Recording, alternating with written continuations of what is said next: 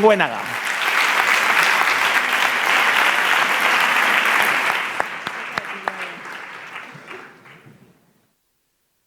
Hola, ¿se me oye?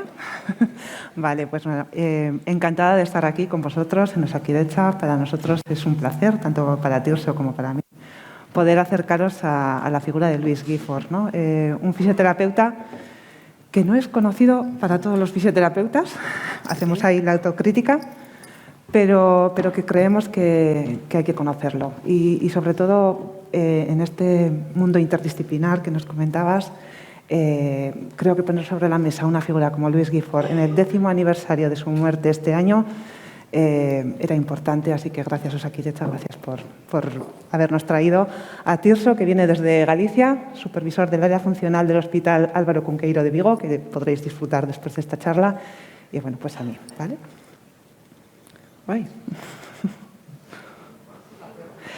Pues este es Gifford, la mirada de Gifford. Gifford para muchos fisioterapeutas que le hemos leído ha sido un punto de inflexión en nuestras carreras, ¿no? Es un hombre inquieto y lo que él quería es estar tranquilo con el tratamiento que ofrecía a los pacientes. Él no estaba tranquilo con lo que ofrecía. Era muy consciente de que teníamos mucho que aprender y de que había muchos pacientes que no iban bien con los abordajes que les ofrecíamos desde la fisioterapia, ¿no? Él comentaba que lo importante era dar respuesta a estas preguntas. ¿Qué me pasa? ¿Cuánto tiempo voy a estar así? ¿Qué puedo hacer para mejorar?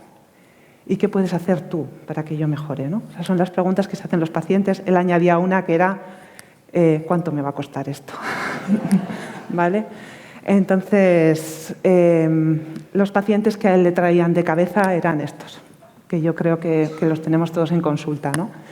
Esos pacientes que cuando tú haces el mapa corporal, pues les duele un poco en este estilo. Son pacientes que tienen pérdida de calidad de vida, depresión, miedo. Hay un mal manejo del dolor inicial en muchos casos de ellos, kinesiofobia, incertidumbre, abandono de hobbies, hiperfrecuentadores del sistema sanitario, soledad, vidas complejas muchas veces detrás de estos dolores, incomprensión, bajas laborales que tienen que justificar y que les resulta todavía más frustrante y a veces pérdida del sentido de la vida, ¿no? Y estos pues a Gifford le traían de cabeza y él estaba pues intentando ser mejor fisio que su padre, ¿no? Que eso siempre nos toca ahí, ¿no? Estas las ha puesto Iñaki antes, ¿no? En vida pues Gifford dio con un nuevo paradigma para el abordaje del dolor. Mientras él estaba divulgando sobre el dolor, veía que las condiciones musculoesqueléticas cada vez no estábamos dando buena respuesta, que la tecnología parecía que no acababa de dar respuestas, todas estas escáneres, tampoco. Y lo que se empezaba a ver es que estas pruebas de imagen en gente asintomática, pues claro, aparecen hernias discales en porcentajes, pues no sé, un 60% con 50 años, ¿no? Y eran asintomáticas. Es que, ¿qué estaba pasando ahí, no? Gifford nos invita a seleccionar tres tipos de mecanismos de dolor. El dolor nociceptivo, que es probablemente el que más nos gusta, porque es el que va sujeto a los tiempos de curación, ¿no? Me he hecho un esguince, tengo una fase inflamatoria, una de cicatrizar, una de remodelar. Más o menos todo el mundo sabemos lo que tenemos que hacer y casi que van solas, ¿no? Y yo creo que es a los fisios, o por lo menos a mí, era la lesión que más me gustaba, porque cuando aparecían los soldados de guerra, que es como les llamaba Gifford a esos pacientes con dolor por todo el cuerpo, pues es un poquito más complicado, ¿no? Estos de aquí. El dolor neuropático, ya lo hemos dicho, complejo para tratar y muchas veces infradiagnosticado. Me ha gustado mucho lo del dolómetro, Julio, porque es verdad que nosotros utilizamos mucho la escala EVA, ¿no? Para los dolores, pero el dolor es mucho más que eso. La pregunta estrella que se hacía a Gifford como profesional, no hacia los pacientes, pero sí como profesionales, ¿este dolor que me está contando este paciente es adaptativo? O sea, ¿le está sirviendo este dolor a ese organismo de ese paciente? ¿O en algún momento se le ha ido la olla a ese dolor. Entonces, a medida que el paciente te va explicando esa pregunta, él siempre decía que sea una invitada en nuestro cerebro, ¿no? como terapeutas ante la mirada del paciente. Que el dolor deje de ser protagonista de las vidas de estos pacientes, de estos soldados de guerra, como les llamaba él, pues es algo que para mí, como fisio, lo empecé a contemplar en el 2016, o sea que hace nada, ¿vale? Porque yo iba por este camino. Había asumido que había dolores que eran crónicos y que de vez en cuando iba a seguir viendo esos pacientes en mi centro de fisio, que al final, al estar en un pueblo, todo el rato yo tengo pacientes que se repiten con la misma historia una y otra vez. Y yo lo había asumido como que eso era lo único que podía hacer con ellos. Hasta que en el 2016 me encuentro en redes sociales con jóvenes, con fisios, con gente compartiendo información sobre el dolor crónico. Y estaba ya el camino hecho. Pero es que el camino que me estaban hablando en Internet estaba ahí, cuando yo estaba yendo para allí. ¿Qué pasa? Que este camino de aquí estaba hecho. Ya me estaban llegando las cosas hechas. Digo, pero a ver, que yo me he estado formando, que yo llevo aquí 30 años o 25 en esta profesión y no he estado metida en mi centro ahí sola. Yo me he estado formando. ¿Y cuánto se ha construido todo esto? ¿No? Imaginaos, si a mí como profesional me pasa eso, imaginaos un paciente, ¿no? Pues lo que decía él, joder, que me he metido en una secta. Pues claro, normal, porque ¿de dónde viene todo esto? ¿No? O sea, a mí esto no está ahí fuera, ¿no? Parece que yo estaba viviendo otra película. Entonces, este proceso de aprender, desaprender y reaprender requiere una valentía para el profesional sanitario, para la sociedad, para los medios de comunicación y para los pacientes increíble. Además de una humildad ante la complejidad que es este dolor crónico que tenemos ahí, ¿no? Sobre la mesa.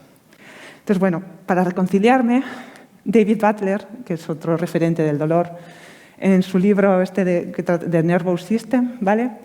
Nos hace este esquema de por dónde nos hemos movido los fisios, ¿no? Y dije, vale, bien, pues yo me he estado moviendo, que si osteopatía, que si no sé qué, que si tal. Y el dolor, fijaros dónde aparece, en los 90. ¿Veis? Ahí, como algo nuevo. Y a mí esto me ayudó mucho, porque dije, bueno, solo me he perdido desde los 90 para aquí. Claro, te da mucha rabia también, porque yo en los 90 estaba en la universidad. Digo, joder, yo terminé en el 94. Alguien se podía haber enrollado y traernos las noticias que tenía Gifford en Inglaterra y yo ya salía como una campeona de la profesión. Pues no pudo ser, ¿no? Las cosas son como son. Gifford, el punto de inflexión de Gifford en esa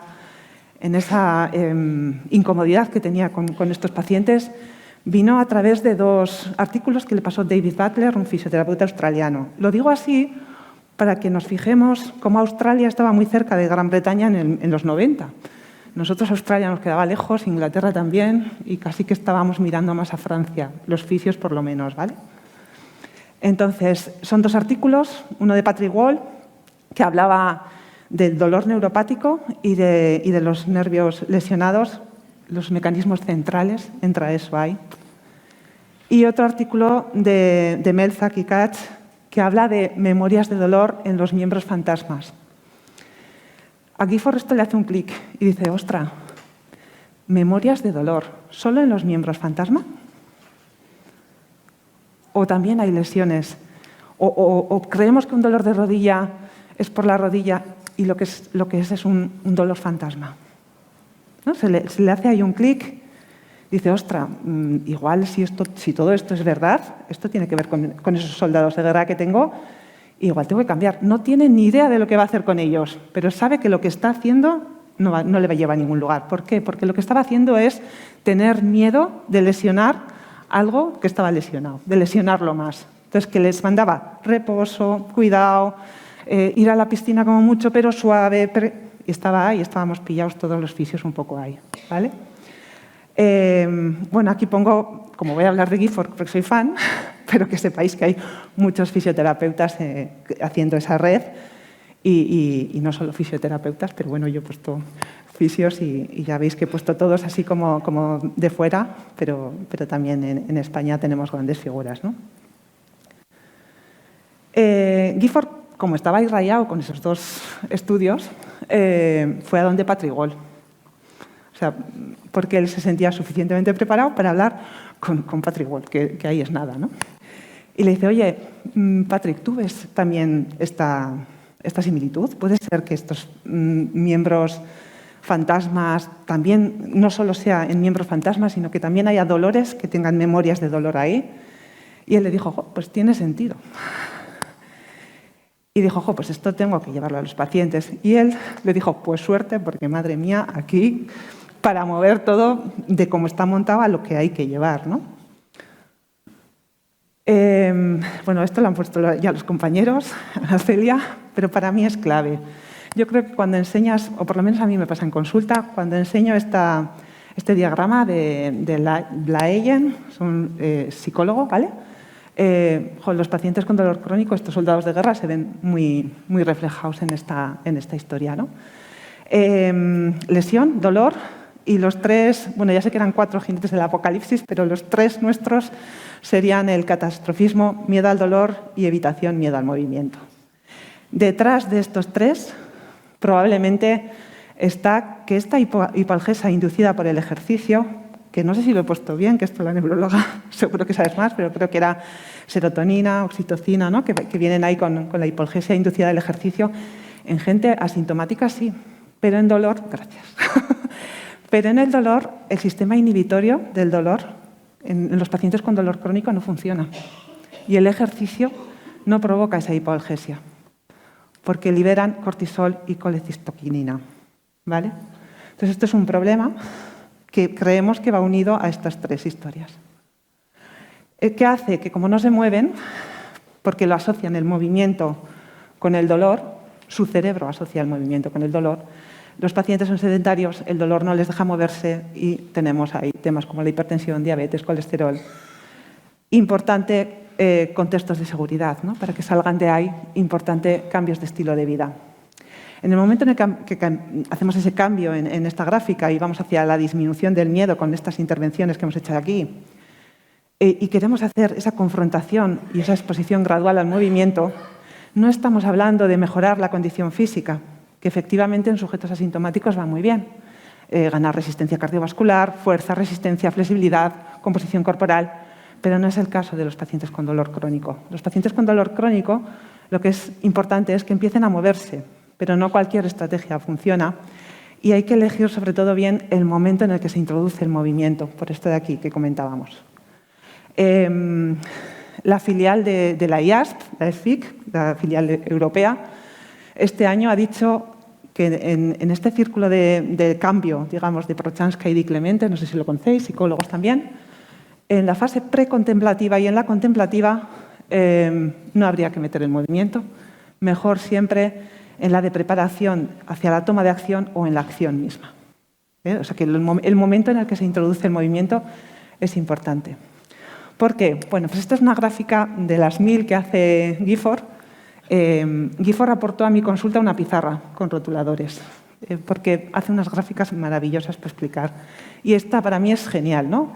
Es la de los circuitos que se activan cerebralmente juntos. Si tú asocias circuitos de movimiento y ejercicio con circuitos para el dolor, cada vez que te mueves duele y eso va junto ahí. Separar esos circuitos, que cada vez que te muevas duela menos o no te duele, es un poquito el objetivo de los fisios, digamos, o de todos, ¿no? Y lograr esto, que logres más y más movimiento con menos y menos dolor.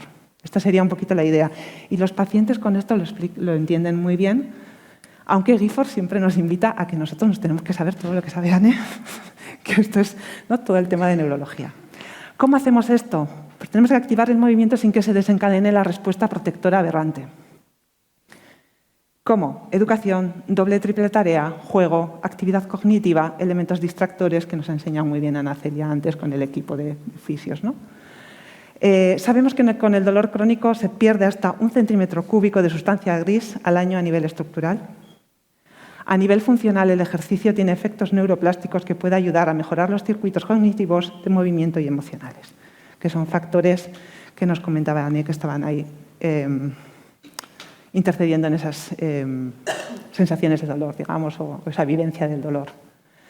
La percepción de los pacientes sobre cómo debe ser un buen acompañamiento en el dolor crónico, ¿no? Yo creo que esto es muy importante. Recopilar los datos de la historia, leer los informes, familiarizarse con la historia, brindar la oportunidad de que cuenten las inquietudes, solicitar pruebas, investigaciones, lo que haga falta, preguntar sobre estilos de vida, construcción de la relación, ver a la persona. Esto es muy importante. Mostrar empatía, escuchar, ser creíble, calificado, experimentado. Eso a veces nos pesa mucho, sobre todo cuando estamos en la fase esta de Dios mío, el cambio este, ¿no? Pero bueno, los pacientes creo que perdonan todo a veces. Tranquilizar y validar. No necesitas preocuparte, ¿no? No añadirle más preocupación de la que ya trae el paciente. Reducir la incertidumbre a poder ser y validar el dolor y el sufrimiento siempre, ¿no? Ofrecer tranquilidad cognitiva. Proporcionar explicaciones con términos sencillos. Analizar el plan de atención, realizar seguimiento. Una de las grandes aportaciones de Gifford es proporcionar explicaciones en términos sencillos. Yo creo que es la clave de este hombre y por eso estoy encantada de traerle aquí. Uno de los modelos por los que es más famoso Gifford es el modelo de organismo maduro de 1998, en el que se nos cae un poco esta visión de Descartes, ¿no? De que el dolor, pues eso, tenemos una señal nociceptiva, sube al cerebro y el cerebro da una respuesta lógica porque el cerebro es lógico. Y bueno, pues esto ya se cayó, ¿no? Y Gifford empieza explicándolo todo desde una ameba, ¿no? Una célula, un organismo de una sola célula que lo que hace es, ¿me gusta esto? Pues estoy. ¿No me gusta? Me voy. ¿No? Dentro de eso tan sencillo, pues hay algo que está recogiendo información, procesando y actuando. Pero nosotros pues, lo hacemos bastante más complejo que las amebas. También las amebas, cuando tienen un daño o una lesión, generan ADN o lo que fuera para regenerar esa lesión. La curan y ya está. Nosotros hacemos lo mismo, pero también un poquito más complicado. El tema es que nosotros hacemos recoger información tanto de los tejidos como del ambiente, procesamos, que esto es lo que se saltó el señor Descartes, y actuamos en consecuencia. La actuación, hay cambios en el comportamiento y también en la fisiología. En los cambios fisiológicos puede haber cambios tanto en el sistema inmune, tanto en la corteza motora, digamos, ¿no? A nivel motor, neuroendocrino, muy importante, y el sistema nervioso autónomo. Es un modelo que está muy unido a los mecanismos de estrés, el modelo de organismo maduro, y ahora vamos a intentar desarrollarlo. Imaginaros un accidente de coche, llega señales del ambiente y de los tejidos y procesamos y hay una alteración, tanto en el comportamiento como en la fisiología. ¡Ostras, me he dado! ¿Qué hago? Voy a urgencias, voy a no sé qué, empiezas ahí, pam, pam, pam, pam. La alteración del comportamiento. Alteración de la fisiología, ya empiezan las contracturas. Esa persona a veces cuando llega a urgencias ya está la rectificación cervical del golpe que se ha pegado, ¿no? Y muchas veces el dolor sabemos que aparece al de 24 a 48 horas del golpe, aunque ya haya habido cambios tanto en el comportamiento como en la fisiología. El dolor aparece o no. Y no sabemos muchas veces por qué aparece o por qué no, porque está sujeto a muchas cosas. Dentro de las cosas en las que está sujeto el dolor está que entra en el cerebro esa señal y ese cerebro empieza a autoevaluarse. ¿Cómo se autoevalúa? Con las experiencias del pasado, con los conocimientos que tenga sobre el dolor, sobre lo que le hayan contado, sobre sus creencias, sobre la cultura en la que está, sobre los comportamientos que han sido exitosos en el pasado, los que han sido exitosos en otros. Y según eso, empieza a comportarse de otra forma, o mejora, o empeora, lo que fuera. Hoy en día, a nivel cultural,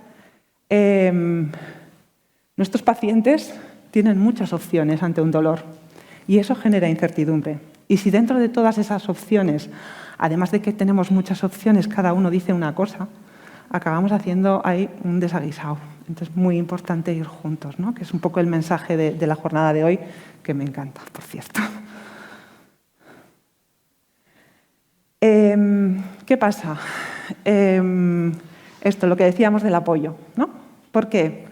Porque en ese procesamiento también hay pensamientos y emociones. Esa dimensión cognitiva y emocional, afectiva, que tanto nos cuesta ver, porque con los tejidos nos llevamos todos bastante bien, pero estas dimensiones nos traen un poquito más locos a todos, ¿no? Que lo decía Anne también. Entonces nos quedamos un poco con este molino, porque Gifford siempre decía, recogemos información, procesamos, actuamos. Recogemos información, procesamos, actuamos. Tenemos que ver dónde se ha clavado ese paciente, dónde se ha quedado, qué está fallando. La recogida, el procesamiento, la actuación, en todas las cosas. ¿Qué pasa? Que ese proceso que ha vivido ese organismo ante esa lesión, ante esa vivencia, ante ese dolor, va a crear memorias. Va a crear memorias que van a ser referencias para un futuro, para sobrevivir y para reproducirse, porque al final es lo que estamos diseñados para hacer. No estamos diseñados para ser felices, que hoy no lo hemos dicho, pero yo creo que todos compartimos eso. Estamos diseñados para la supervivencia. Y en ese guardar los recuerdos puede ser que también incluyamos la impresión de una memoria de dolor de esa zona. Bueno, pues programas multicomponentes desde equipos interdisciplinares adaptados a pacientes con dolor crónico. Queda muy bonita la frase, pero esto es pues como empezar el edificio nuevo, ¿no? que hacías en tu ponencia. De algo que veíamos como simple desde esa visión de Descartes, pasamos a una complejidad y desde esa complejidad ojalá llegar a una simplicidad elegante, ¿no? La simplicidad elegante, tuve la suerte en el primer congreso de afrontamiento activo de dolor de Valladolid, conocer a Filipa, a la mujer de Louise Gifford, ¿no? Y Filipa, en estos 3 libros que nos dejó como legado, además de Topical Issues, me dijo, Goretti, no te leas 1200 páginas en inglés, yo te lo resumo en 2 frases. Y dijo, ostras, ahora me va a decir la mujer de Gifford la clave. Y ahora os la voy a contar a vosotros. Pues cogió un trozo del libro y ponía para Filipa, mi mujer, mi acompañante, la que me ayudó en lo bueno, en lo malo, en lo regular, en lo tal. Y era un párrafo que hablaba de esa relación, ¿no? Esa relación es importante. Y creo que me dio una lección Filipa. Yo esperaba otro párrafo del libro, pero hay en esas relaciones probablemente es donde surgen las cosas bonitas y lo bonito de sacar esos soldados de guerra, ¿no? Hay otra cosa que también dijo Filipa, y es que como fisios me dijo, ¿bailas con los pacientes?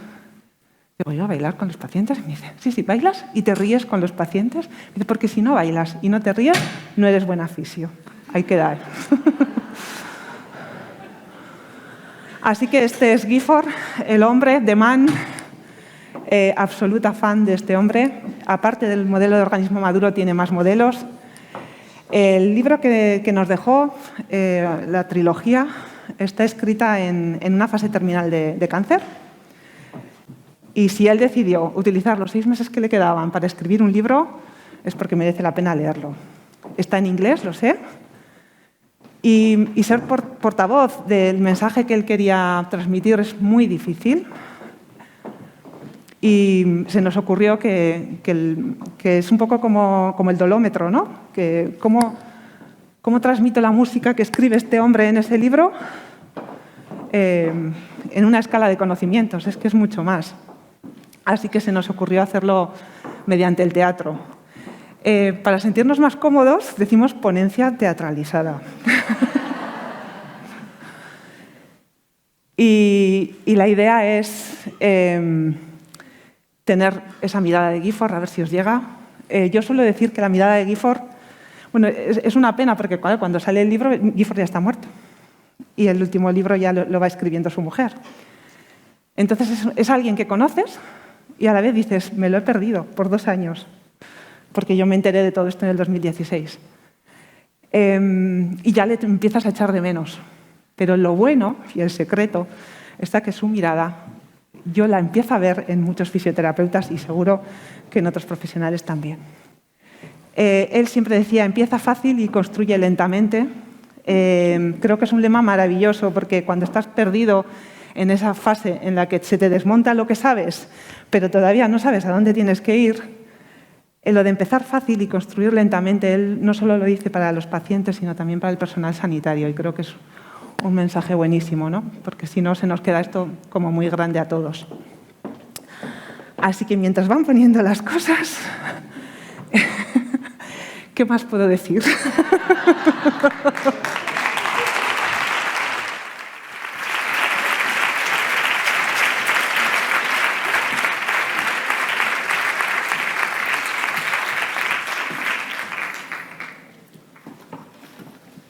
¿Has acabado, Goretti? Vale. Bai, oso ondo. Txalo handi bat Goretirentzat, mila esker, zure hitzaldiagatik. Eskerrik asko. Eta orain bai, poliki antolatzen duten bitartean, esango dugu bukaera berezia eman nahi diogula gaurko jardunaldiari. Orain arte hitza izan da protagonista, hitzaren eta irudiaren bidez ikusi eta ikasi dugu gauza asko, minaren jardunaldi honetan, baina umore pixkatekin bukatu nahi dugu, eta umorez antzerkiaren bidez bukatuko dugu. Ezagutu dugu Gifford, eta orain hori praktikan ikusi al izango dugu. Decía que vamos a acabar con un poquito de humor, porque ha sido una jornada, bueno, potente, muy enriquecedora. Vamos a darle un punto, ese final divertido, con una obra teatral que nos viene a cargo de Tirso do Campo Ferreira. Os lo presento. Tirso es fisioterapeuta colegiado del Colegio Oficial de Fisioterapeutas de Galicia. Tiene plaza en propiedad en el Sergas como fisioterapeuta de atención primaria y salud comunitaria en Moaña, en el área sanitaria de Vigo. Actualmente hace labores de gestión en la supervisión de área de fisioterapia y rehabilitación del área sanitaria de Vigo. Vocal Sergas de Sogafi y uno más tejiendo la red de app y comunitaria de territorio DASP. Tirso es CEO de Broken Fisio Teatro. Tengo que soltar la chapa un poco para que les dé tiempo a montar el escenario, por lo cual voy a aprovechar 2 cosas que se me ocurren. Uno, por favor, apagar los teléfonos móviles para que no haya problemas en este final del congreso. Os pido que reviséis si está silenciado para que no haya ningún despiste de llamadas en esta última parte del teatro. Y luego me gustaría, a nivel personal, agradecer a 2 personas que han moderado las mesas, que no es nada fácil moderar con esta presión del tiempo, así que pido un aplauso para Igor y para Paco, que realmente lo han hecho muy bien. Eskerrik asko, Paco, eskerrik asko, Igor. Siempre a contrarreloj, siempre a toda leche, pero bueno. ¿Estamos? Bueno, a deciros que mi nombre es Joseba Olagaray y ha sido un placer acompañaros en esta jornada del dolor. Espero que hayáis aprendido y disfrutado, tanto como yo, que yo no soy del mundo sanitario, pero realmente me he quedado con muchísimas ideas muy buenas que me han hecho clac. Así que agradecido, eskerrik asko benetan, parte hartzaile guztiei. Mila esker. Creo que ya he hablado suficiente como para que les dé tiempo a organizar el tinglao. Entiendo que estamos. ¿Sí? Pues junto a Tirso do Campo Ferreira también va a participar Beñat Goenaga Uriarte, así que pedimos un aplauso para los 2. Con esto acabamos la jornada. Ikusi, ikasi eta gozatu. Mila esker.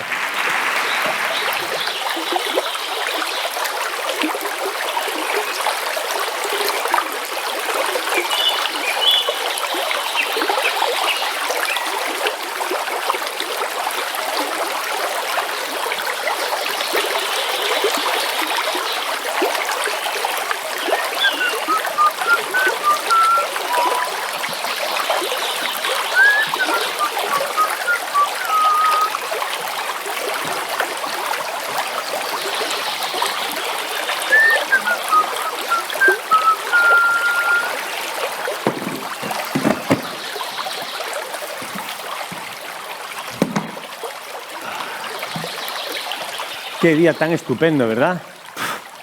Qué día más bueno se ha quedado. Viendo el día de ayer, no me esperaba este día hoy. Es perfecto para la pesca. Así que vamos a ponernos a ello. Bueno, que sepáis que me han dado licencia para reaparecer en escena 10 años después, ¿vale? Y tenía que elegir muy bien dónde reaparecer. Creo que Bilbao es el escenario perfecto. Pero estaros tranquilos, sé que tengo que hablar de dolor y voy a hablar de dolor. Hay que seguir divulgando y haciendo llegar este abordaje a los pacientes. Es muy necesario. Estoy encantado de reencontrarme con este escenario. Me encanta pescar. Dice Filipa que yo soy un buen pescador, que sabía observar, esperar y escuchar, que sabía escuchar muy bien, que conocía el tiempo, el agua, la mosca y la caña adecuadas, que cambiaba las cosas si no picaban los peces y que tenía la paciencia y la determinación de seguir hasta conseguirlo. Como os digo, me encantaba pescar. Es mi gran pasión. Os reconozco que a Bilbao he venido porque me habéis engañado con esto de la pesca, ¿eh? Es que menudo escenario me habéis montado. Es tremendo. Cuidado ahí abajo. Ay. Filipa también decía que sabía desde reparar su mini hasta preparar una sopa de nueces molidas del este de África. Así que tengo que reconocer que sí, que soy un poco obsesivo. Bueno, era un poco obsesivo. Filipa era mi mujer y yo, Luis Gifford, fisioterapeuta, reconozco que era muy pasional, con muchas inquietudes, muy inquieto.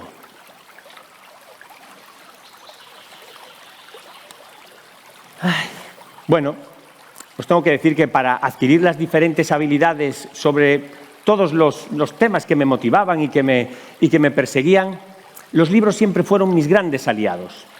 Libros que trataban de todo, no creáis que solo tenía el foco en una zona, en una cosa, en un tema. Leía sobre bailes latinos, windsurf, golf, identificar setas, flores silvestres de Gran Bretaña, tocar la guitarra, trabajar la madera, las reglas de oro de la pesca y muchísimos más. Yo creo que Amazon debe estar echándome bastante de menos, ¿no creéis? Bien, pero bueno, claro, sí, a ver, también leía sobre epigenética, neurociencia, fisiología, biología, estrés, psiconeuroinmunología y psiconeuroendocrinología. Por cierto, tengo que preguntaros una cosa ahora que estoy por aquí. Creo que habéis estado bastante liados estos últimos 10 años, ¿no? ¿Una pandemia puede ser? ¿Habéis estado ahí con una pandemia? Guerras en pleno siglo XXI también, ¿verdad? Cambio climático, volcanes, terremotos, inundaciones. ¿Que estamos pensando en ir a Marte porque nos seguimos comiendo el planeta? Vaya 10 años. Ah, y lo del Brexit. Al final los ingleses nos fuimos de Europa, si es que no... Si es que yo... Pero bueno, uy, esperad, que parece que se me está dando el día. Ahí viene el primero. ¡Uf! Aquí está. Bueno, oye, ni tan mal para ser el primero, pero es un poco pequeño. Amigo, a seguir creciendo. De vuelta al agua. ¡Ay! ¡Qué maravilla! Oye, una cosa. ¿Creéis que vuestros abordajes para tratar a los pacientes con dolor crónico también han cambiado en estos últimos 10 años? ¿Creéis que sí? Bueno, 15 años dicen que tarda la ciencia y las investigaciones en llegar a las consultas. Pero no sé si recordaros que han pasado casi 30 años desde que aparecieron los primeros estudios que hablaban de un cambio de rumbo. Veo malas caras, no pasa nada. Yo no he venido aquí a generar mal rollo, ¿vale? O sea, sé que los cambios son complejos y en este tema posiblemente mucho más. Además, yo estoy encantado de reencontrarme con este escenario, con este sonido, con esta sensación. ¡Ay, la naturaleza! Ella sí que sabe preparar los mejores escenarios, ¿verdad?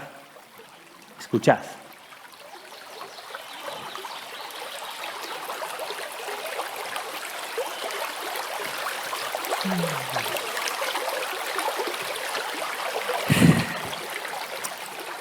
Crear un buen contexto para dar seguridad al paciente.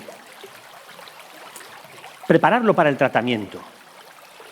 Explicarle lo que se le va a hacer. Y el humor siempre fueron, bueno, humor, soy inglés, si podéis considerar humor al humor inglés, ¿vale? Vamos a poner en contexto.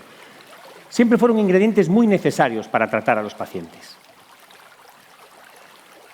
Siempre fueron ingredientes que tenía que tener claros y tenerlos en cuenta. Así que, para empezar este encuentro, voy a contextualizaros un poco la historia de mi vida y a intentar contaros cómo ha sido esa evolución.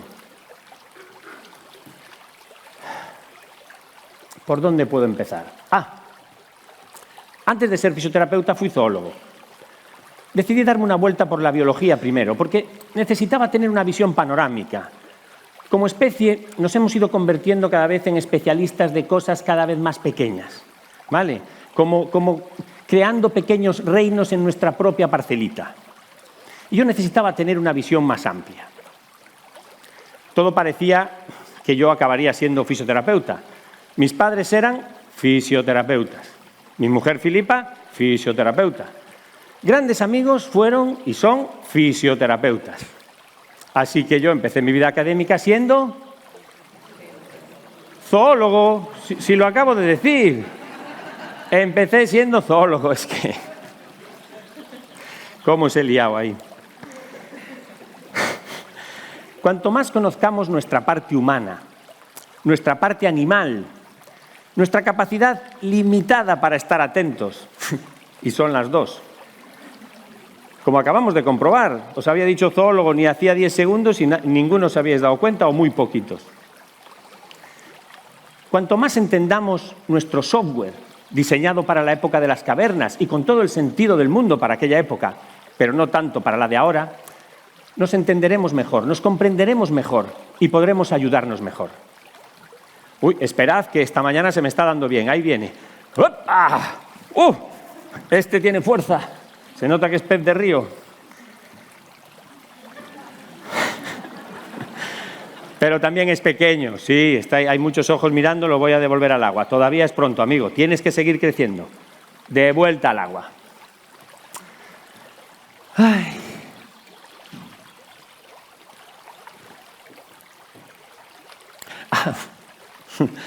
A nuestro cerebro siempre se le pueden enseñar cosas. Nuestro cerebro, que está diseñado para la supervivencia, también tiene capacidad de aprender cosas nuevas. ¿Vale? Se le pueden decir que todavía quedan placeres a los que poder dedicar el tiempo. Por ejemplo, que no estáis para correr, esquiar o jugar al fútbol, pues estáis para pasear o para, no sé, bailar. Que tampoco, pues estáis a lo mejor pues para, no sé, pescar o para jugar, ¿cómo se llama? El frontón, esto que hacéis de tirar una pelota contra la pared, ¿se llama frontón aquí? ¿Es como qué? Escupilota, bueno, para jugar a eso. Que no, que tampoco. Pero, a ver, ¿qué te pasa a ti? Te duele el hombro, pero... Bueno, mira, venga. Ven aquí, que te pesco. ¡Hop! Para arriba.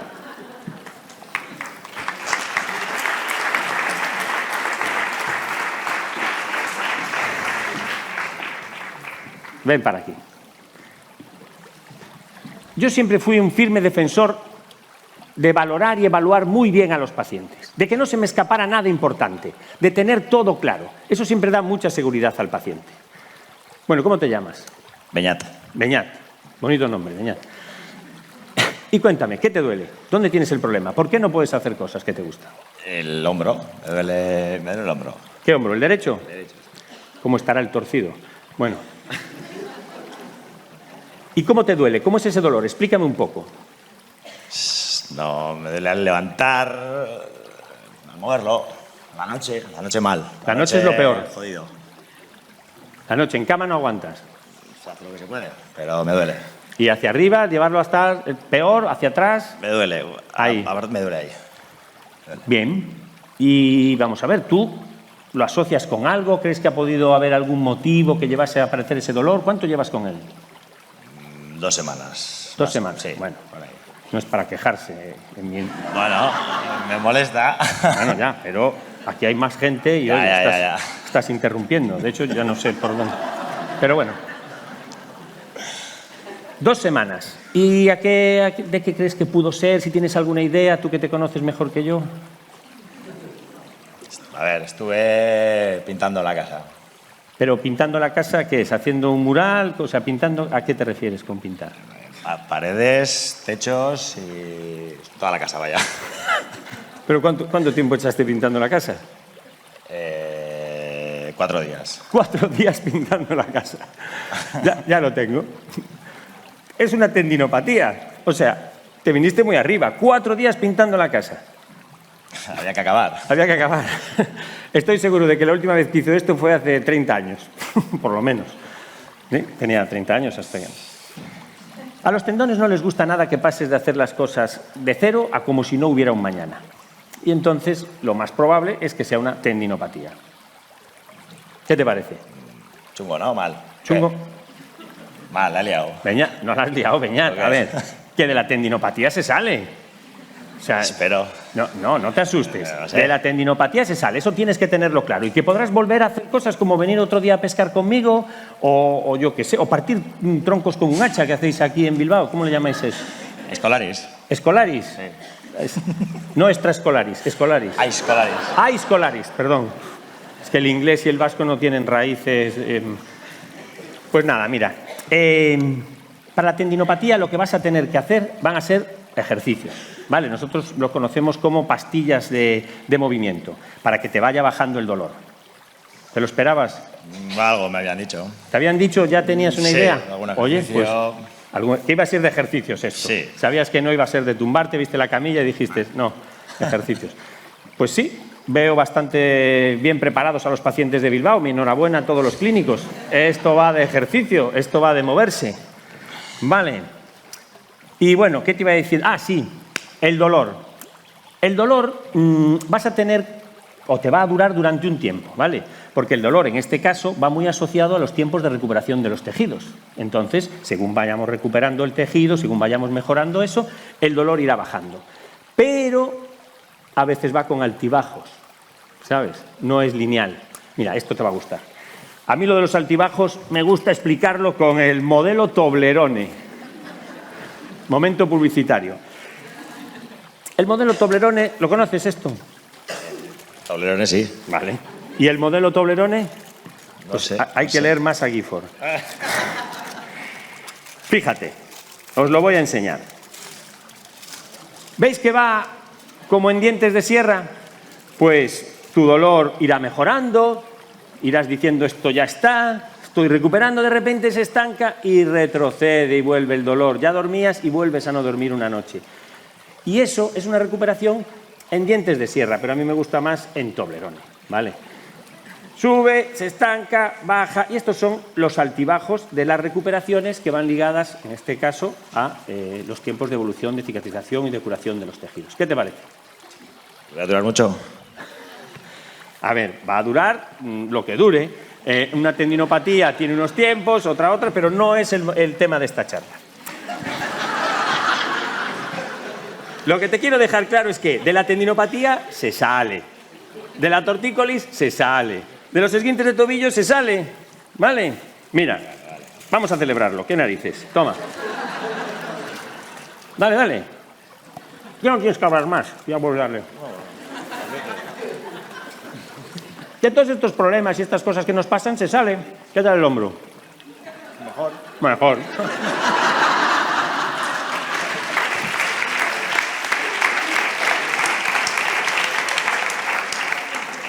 Coge. No tienes manos. Próximo día un paciente con 3 brazos.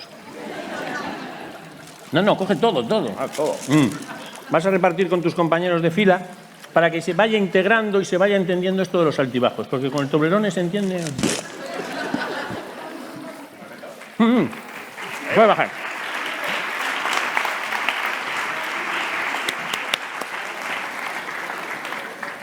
Pues como os digo, de todas estas cosas se sale, ¿vale? No estéis preocupados. Pero se sale mejor con banderas rosas.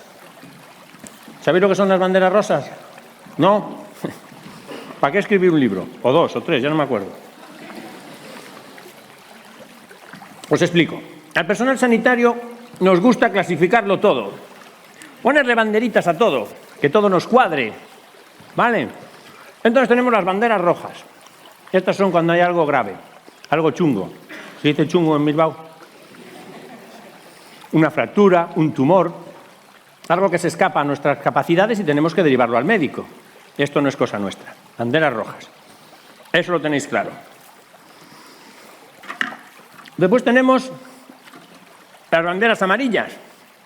¿Vale? ¿Cuáles son las amarillas? Pues cuando no nos acompañan las emociones, las creencias, el comportamiento, ¿vale? Las actitudes que mostramos frente al dolor. Pero yo estaba cansado de que le pusiéramos banderas siempre a lo malo, todo lo malo. Vamos a etiquetar lo malo. Esto malo, esto no, esto. Y decidí inventarme las banderas rosas. Banderas rosas. ¿Cuáles son las banderas rosas? Las banderas rosas son esas que, por ejemplo, tenía vuestro amigo Miguel Ángel. ¿Vale? Me enteré que estuvo como yo, con un cáncer, y el tío seguía haciendo deporte, cuidándose, cuidando a los demás y pensando en grande hasta el final, abriendo caminos y dando consejos. Un genio, un figura, una bandera rosa. Seguro que todos conocéis gente así. Gente de esa que por muy torcida que le vaya la vida, por muy mal que le vayan las cosas, siempre encuentra un lado un lado positivo, un lado para sonreír, un motivo para estar feliz, un propósito para seguir haciendo cosas que mejoren lo que tenemos.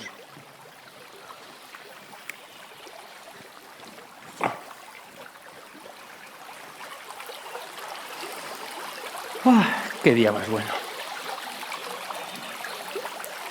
Os gusta verme pescar, ¿eh? ¡Uy! Espera, espera. No, falsa alarma.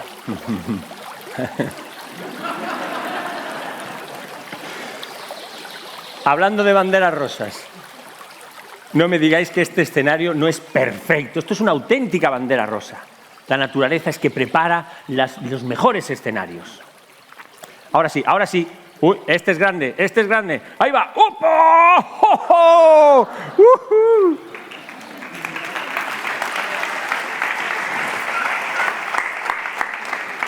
Pedazo captura. ¿Alguien me puede hacer una foto? Espera, con la caña mejor, por favor. Lleva mucho tiempo. Gracias. Buah. Este, si pudiera, me lo hacía al horno esta noche. Una faena esto de estar muerto, ¿eh? Pero bueno, de todas maneras, me lo voy a llevar. No sé dónde, pero me lo voy a llevar por si arriba se creen que no he venido a pescar. Con esto lo tienen claro.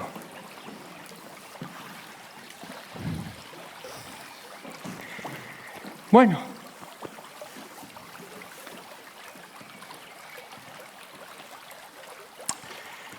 ¿Qué iba ahora?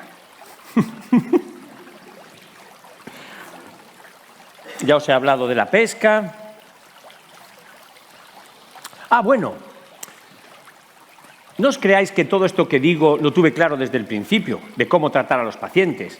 No os penséis que todo fue siempre así de bien, como pasó con el compañero Beñat, con la tendinopatía. No, no. Había pacientes que no iban bien, que no mejoraban, que no sabía qué hacer con ellos. A mi favor diré que siempre fui de los que se esfuerzan, de los que se mantienen firmes y de los que intentan que las cosas mejoren. Y con estos pacientes que no iban bien, la fisioterapia se parecía un poco como este día de pesca, ¿no? Había pacientes que trataba y que mejoraban, pero había otros que solo podía dejarlos ir a ver si encontraban mejor suerte en otras manos. No había otra. Pero bueno, sí que tuve suerte porque me tocó vivir una época de revolución, una fisioterapia en revolución. Pain Revolution le acabamos llamando, la revolución del dolor. Y eso acabaría cambiando muchísimas cosas. ¿Qué os parece si empezamos la historia por el principio? ¿Os parece? ¿Os la cuento desde el principio? ¿Sí? Con Jimi Hendrix. Me encanta. I got no love for the fakeness. If you wanna play tough and wanna hate always show up.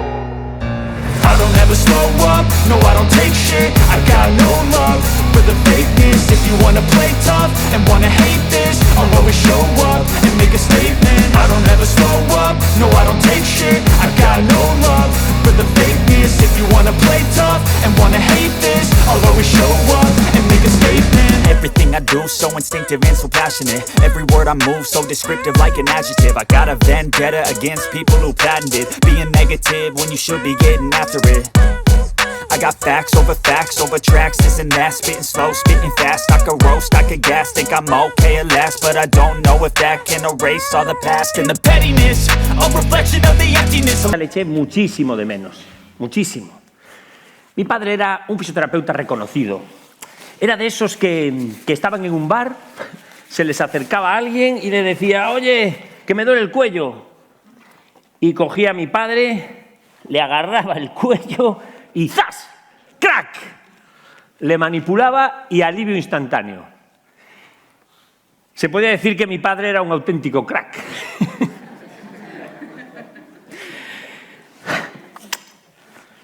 Ay, qué pena. La gente le quería un montón. Qué pena que no me hubiese conocido como fisio. A lo mejor se va una decepción, pero bueno. Y ahí estaba yo,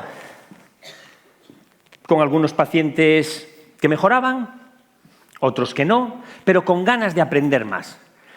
Así que me propuse llegar a ser el mejor fisioterapeuta en terapia manual que estuviese en mis manos llegar a ser, mínimo como mi padre. En aquella época, Geoff Mayland era un fisioterapeuta reconocido y referente a nivel de fisioterapia. Así que no dudé en hacer la maleta e irme a Australia a aprender del que yo consideraba de los mejores fisioterapeutas.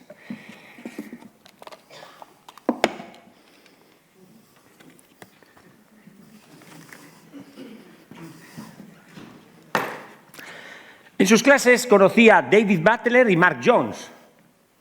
Con ellos tenía intensos debates. Nos pasábamos el día hablando, debatiendo, se nos iba el tiempo. A veces debatíamos incluso hasta en el baño. Se nos olvidaba dónde estábamos y lo que estábamos haciendo, claro. Qué tiempos esos. Nos encantaba cuestionarnos las cosas, debatir, buscar lo mejor para nuestros pacientes. Se podía decir que éramos unos fisiofrikis. Seguro que aquí hay muchos. No eran tan conocidos como lo son ahora, ¿verdad? Ahora, estos 10 años, pues han venido arriba. Bien.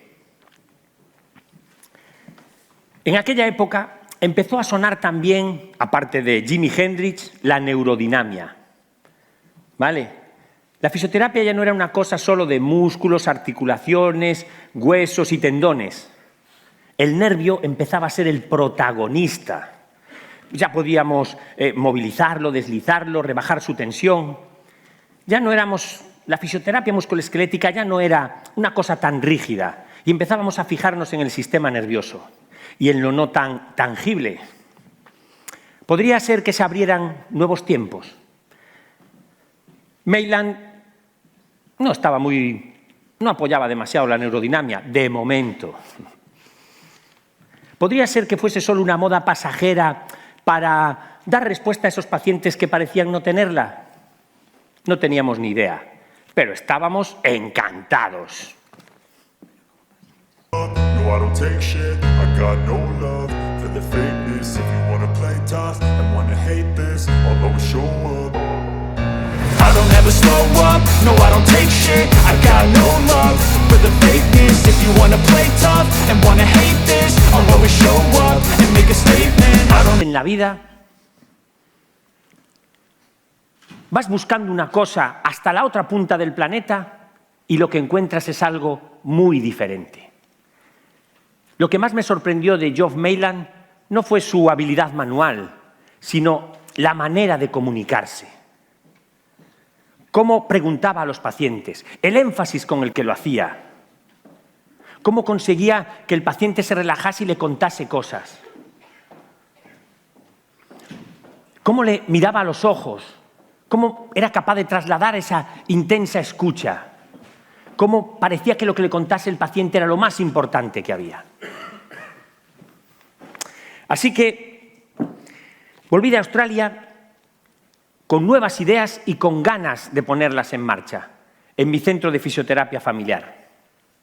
Por desgracia, también volví al clima de Inglaterra. ¡Qué frío! Parecido al día de ayer, tampoco...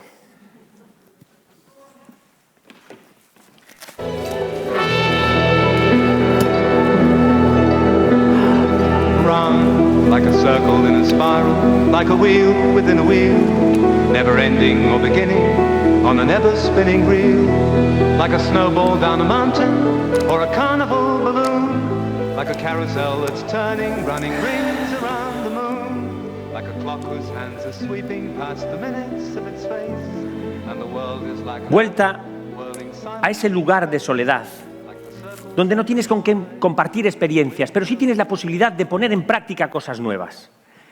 Llegaba con muchas preguntas que daban vueltas en mi cabeza. Por ejemplo, ¿era necesario manipular y crujir al paciente cuando técnicas más suaves también parecían tener efecto? ¿Por qué había pacientes que les mejoraba la explicación de lo que le ocurría de la evolución natural de su lesión más que el tratamiento que le pudiésemos hacer? ¿Era posible que un dolor mejorase con una técnica aplicada a una estructura, a un tejido, que no necesariamente fuese la causa del dolor? Muchas preguntas. Y esa canción sonaba una y otra vez, una y otra vez, una y otra vez.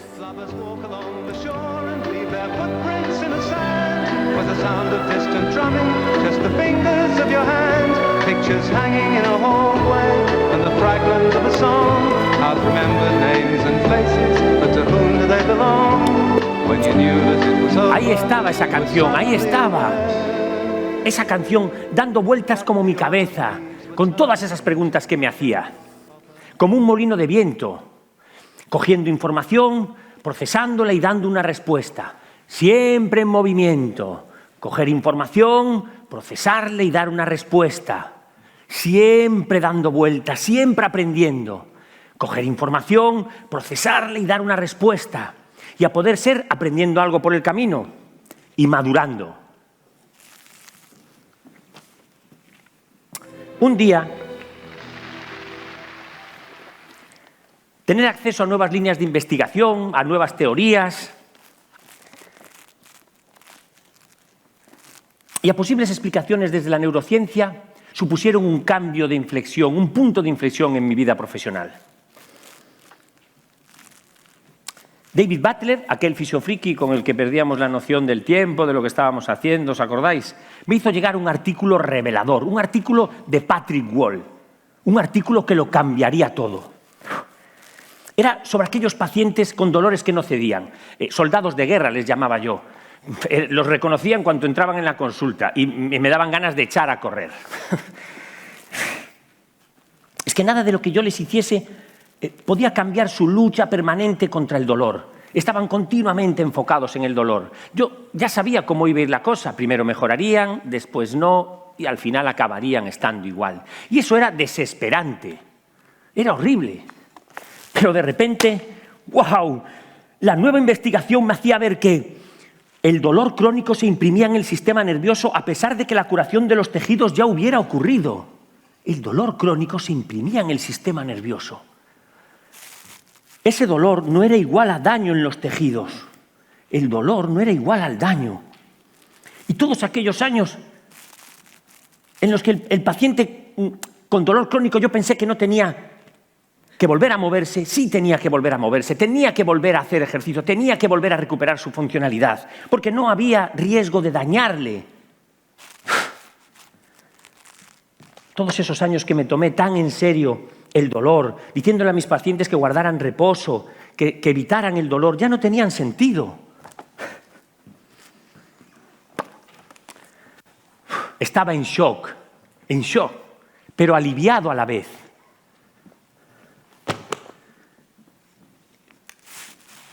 Después de esta investigación en neurociencia, me había dado cuenta de que estos pacientes tenían que volver a recuperar su vida, de que ya no había riesgo de dañarles, no había riesgo de lesionarles. antes de esta investigación, cuando un paciente con dolor persistente entraba en mi consulta, yo gritaba, oh no, por favor, Dios mío, otro soldado de guerra, no. Pero ahora ya no. Ahora, como con la canción de los molinos de viento, cogí la información, la procesé y a la acción. Bueno, no tanta acción. Tenía claro que los mecanismos del dolor crónico eran diferentes. No era un dolor agudo mantenido en el tiempo, con lo cual la intervención que estábamos haciendo no tenía ningún sentido y por eso no mejoraban mis soldados de guerra. Pero ahora ya tenía herramientas para poder pasar a la acción. No tenía claro cómo hacerlo, pero bueno, acabaría aprendiendo. Sabía que estaba viviendo un momento eureka. Era el momento en el que este artículo abría una nueva era, la era de la revolución del dolor. A mí me gusta más cómo se suena en inglés. Pain Revolution. Es que los ingleses unimos dos palabras y lo tenemos. Solid ground swell, perfect weather. In the middle a miracle came true. The kindest man no longer suffers. And you heal people with your head, your heart. Lo que tenía claro es que si yo había dejado de fragilizar a mis pacientes, porque como fisioterapeuta y teniendo en cuenta toda la investigación que se había llevado a cabo, tenía claro que no había riesgo de lesionarles, tenía que conseguir que el resto de profesionales, los de la bata blanca, tampoco lo hicieran, tampoco les fragilizaran. Y que los pacientes tampoco se fragilizaran ellos mismos. Tenía que conseguir que entendieran la investigación que se había llevado a cabo. Tenía que conseguir que viesen que el sinsentido de no moverse, del reposo.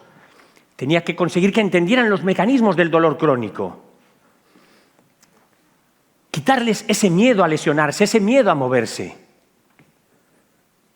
Os confieso que empezaba una nueva era, la era de la revolución del dolor. Y yo tenía que conseguir trasladar toda esta información a los pacientes.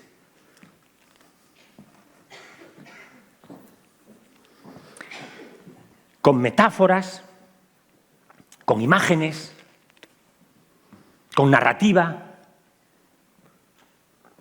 con una intensa escucha, cambiando creencias, reconectando con el paciente y la familia. Era una nueva era. Era la era de la revolución del dolor.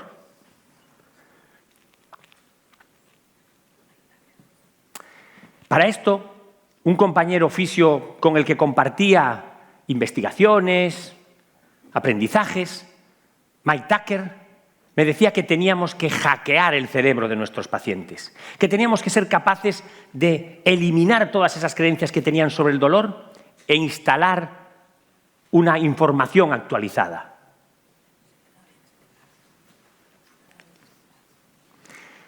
Bien,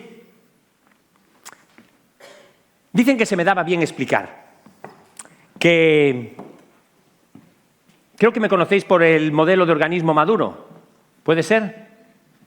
¿Sí? Que lo acaba de presentar maravillosamente la compañera Goretti Aramburu. No tan maravilloso como si lo hubiera hecho yo, pero está bien. Pero creo que soy conocido por otros modelos o por otras aportaciones que hice, como el modelo de cesta de la compra o el modelo de organismo vulnerable. La verdad es que no sé por qué esos nos hicieron famosos. Yo, a ver, está mal que lo diga yo, pero creo que eran buenísimos. ¿No los conocéis?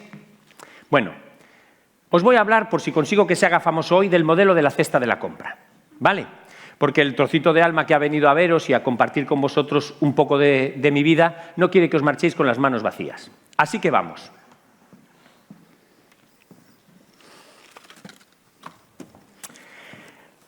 A menudo le decía a mis pacientes que tenía una cesta con varios compartimentos. Y según iba evaluando y según iba valorando al paciente, iba metiendo los hallazgos en esta cesta. A los pacientes la metáfora les servía mucho y al acabar siempre me preguntaban qué había metido en la cesta y qué tenían que comprar de todo lo que había. Y explicándoselo, viendo lo que se había metido y viendo cómo interactuaban entre ellos los distintos compartimentos, pues el paciente sabía mejor lo que tenían que trabajar, sabía mejor lo que yo tenía que trabajar y sabíamos lo que entre los dos teníamos que trabajar. Vale, ¿me acompañáis a hacer la compra?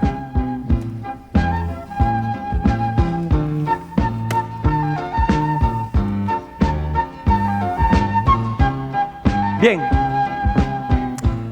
Vamos a empezar. Primer compartimento. Compartimento biomédico. Articulaciones, huesos, músculos. A finales de los 90, en Inglaterra, el compartimento biomédico empezó a quedar un poco relegado.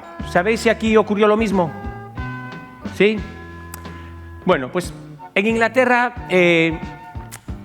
se empezó a descartar el modelo biomédico y con la llegada de los factores psicosociales se le empezó a dar más importancia a los factores psicosociales. El modelo biomédico quedó simplemente para descartar banderas rojas, ¿vale? Lo utilizábamos, descartábamos banderas rojas, pues el tratamiento tenía que enfocarse en los factores psicosociales. Pero para mí el modelo biomédico tiene más valor que el de descartar banderas rojas, porque si somos capaces de reconocer la fuente del problema, de conocer su patrón clínico, de saber los tiempos de recuperación de esos tejidos y cómo va a evolucionar, esa información es muy útil para el paciente. Segundo, modelo psicosocial. Ese que intentó relegar al biomédico, ese que desterró al modelo biomédico, un poco como habéis hecho aquí en España con el rey emérito, ¿sabéis? De fuera, ese.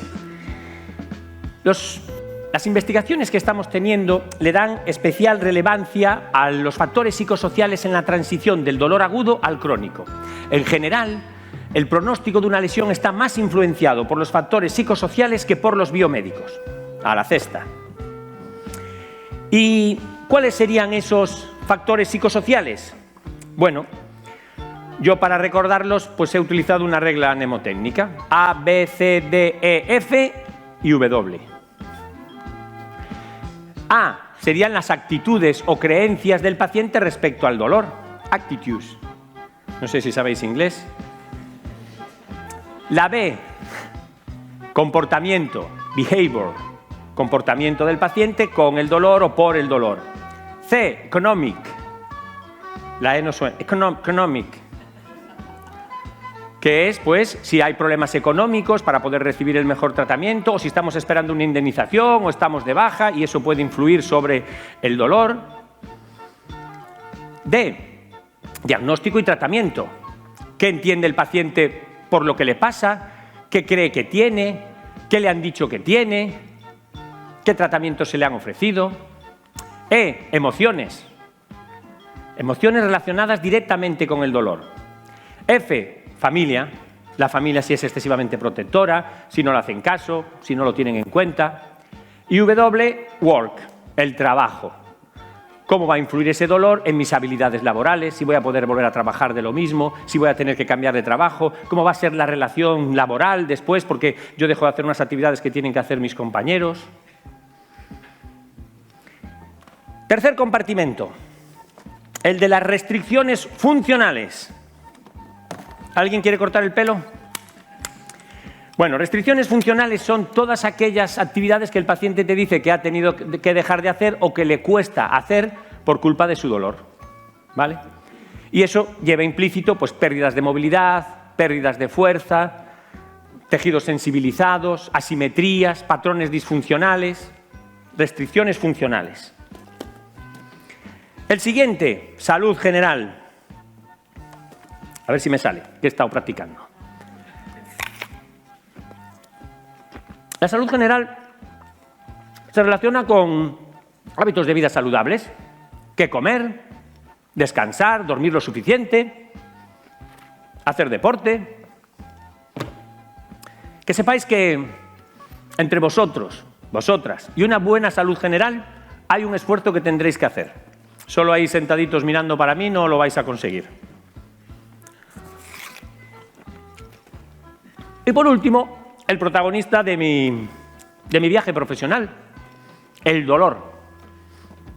Aquí os voy a preguntar, Venga, vosotros, ¿qué hacéis vosotros y vosotras para deshaceros del dolor? Venga, tormenta de ideas, ¿qué haríais para deshaceros de un dolor?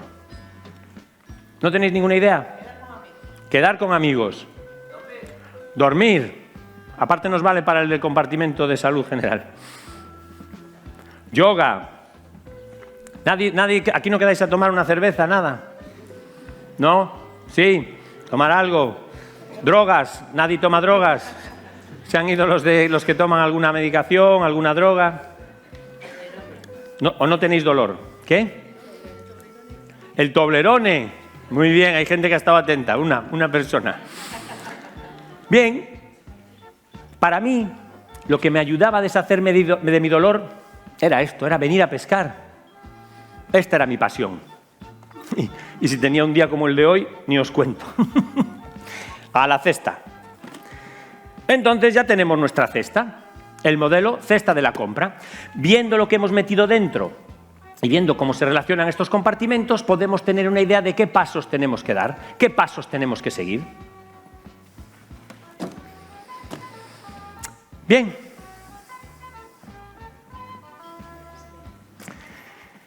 Esto se acaba. Veo que os estáis marchando. Y os voy a dejar una reflexión. Así, entre amigos. Me pasé más de 20 años siendo revolucionario del dolor. Un revolucionario del dolor. Mis compañeros me decían que no conseguíamos que este cambio de paradigma se hiciese realidad. Que cómo conseguía mantenerme ilusionado y seguir con el discurso, seguir con la información, seguir transmitiendo este mensaje. Pues así soy, o así era. Creo que es muy necesario seguir transmitiendo este mensaje para que esta información llegue a los pacientes.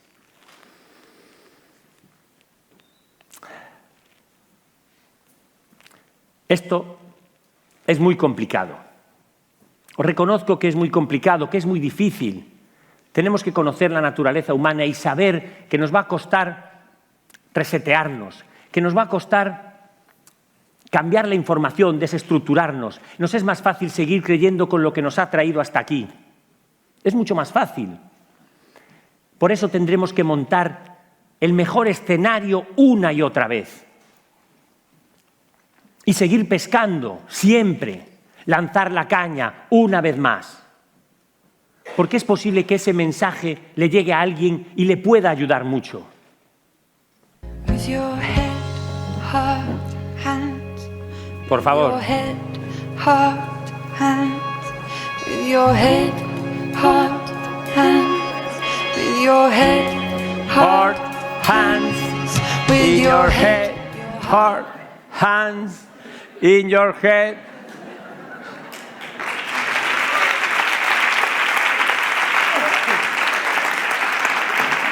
La fisioterapia tiene mucho que ver con el arte de la comunicación.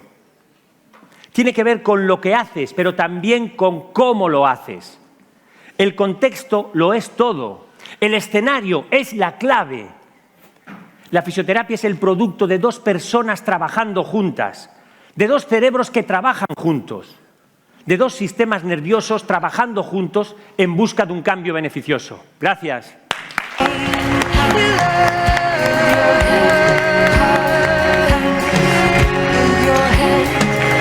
Podéis bailar.